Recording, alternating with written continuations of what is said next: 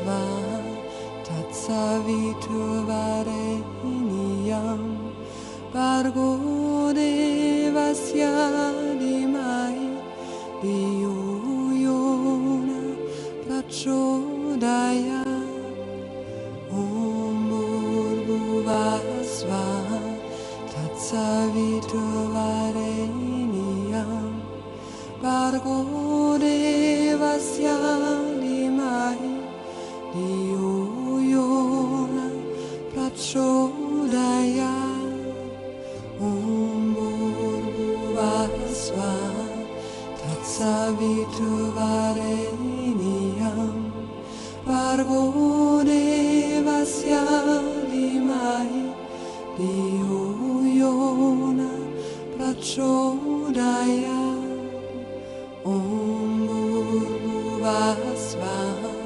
tatsaviturvarenyam Bargo devasya dhimai Diyo yona prachodayat.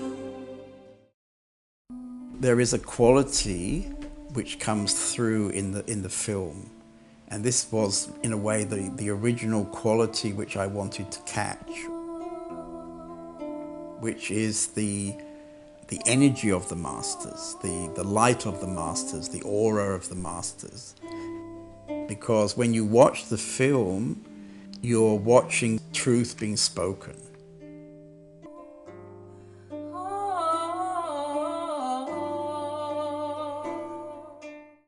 Many seekers are looking for enlightenment as if it is an experience. What is enlightenment? Sometimes we use words that can point at what really cannot be said in words. And for a while, a word may be useful and fresh and, wow, throw you back into the unknown. And then it becomes something and we go, oh yeah, right, enlightenment. The moment you ask the question, you make it an object.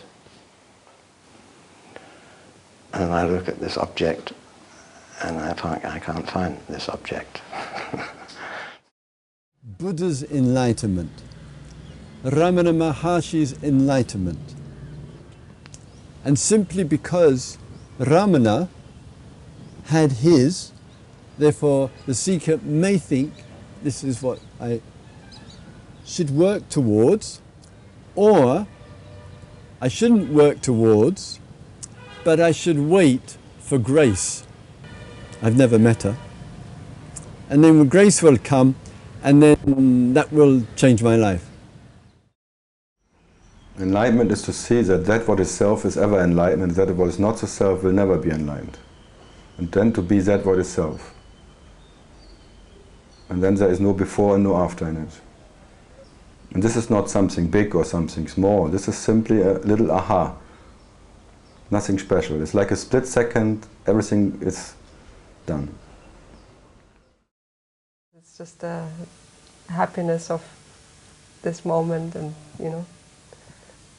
that barrier of, oh, this is enlightenment and this is before enlightenment, this is after, is also gone, which is also a very relaxing feeling, So you don't care too much about enlightenment either, I think. I have no idea. I really don't know. It's I feel like a happening. You feel like a happening? Yeah. I'm just, things happen and I'm part of that happening, and that's what happens. And it will happen until I stop happening in this physical body, and then something else will happen. This word is one of those words which has a strong emotive energy in it. When I was younger, it had the effect of completely changing my life. And I saw it as a kind of solution. Later on, it became a difficult word when I realized that there was no such thing as enlightenment. The complete marriage between the absolute and the relative. We could say that enlightenment is the experiential understanding that what we are is unlimited, unlocated presence. There is no such thing as personal enlightenment. Enlightenment is simply the end of the person. The problem for the seeker is that they think they have to find something else. So they look for states. They look for states of peace or whatever they think enlightenment is. For most seekers, the belief is that the enlightenment is like a spiritual lottery. If they win it, then their whole life will then be free of suffering and everything will be wonderful and everybody will love them and all this sort of nonsense.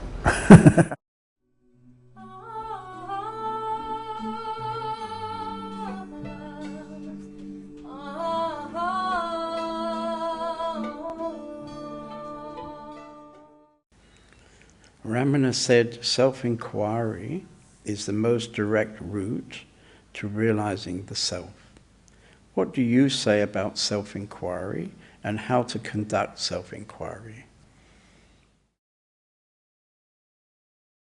It is so valuable to come to know whom I.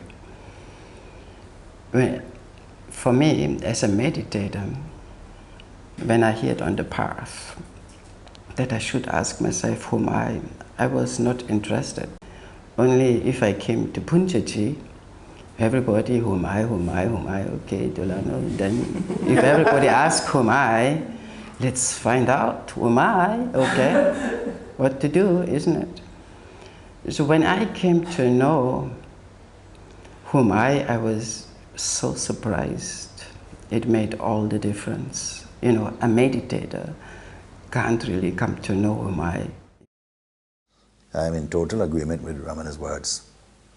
It is the most unsparing tool, instrument, practice, if you may say, for blowing the cover and exposing that the ego, the feeling of I, based upon the idea that I'm the body-mind, is a complete fake. I say it is as quick as looking in the mirror and seeing one's reflection. The mirror doesn't give an opinion. It doesn't tell you, please wait, I'm too busy. It's always available. And I would somehow liken the inquiry to that type of effectiveness.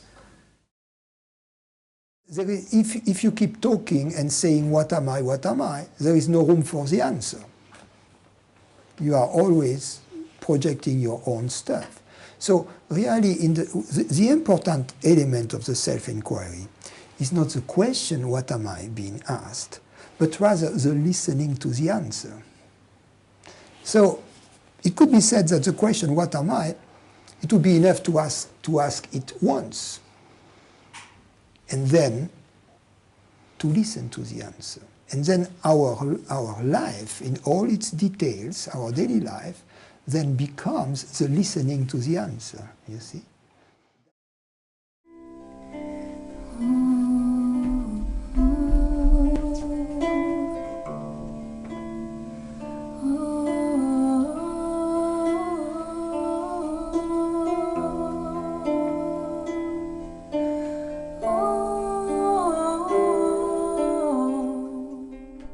In the last years, I've gathered much from meeting all these different masters. There is 16 answers to each question. But if I read through the book or I look at the film, there is a kind of thread that goes through the whole book, which is like the teaching, I would say, you know, like the teaching.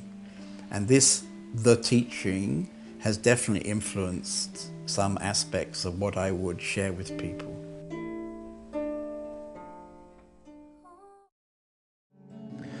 Radhe, Radhe, Radhe Govinda, Radhe, Radhe, Radhe Govinda, Radhe, Radhe, Radhe.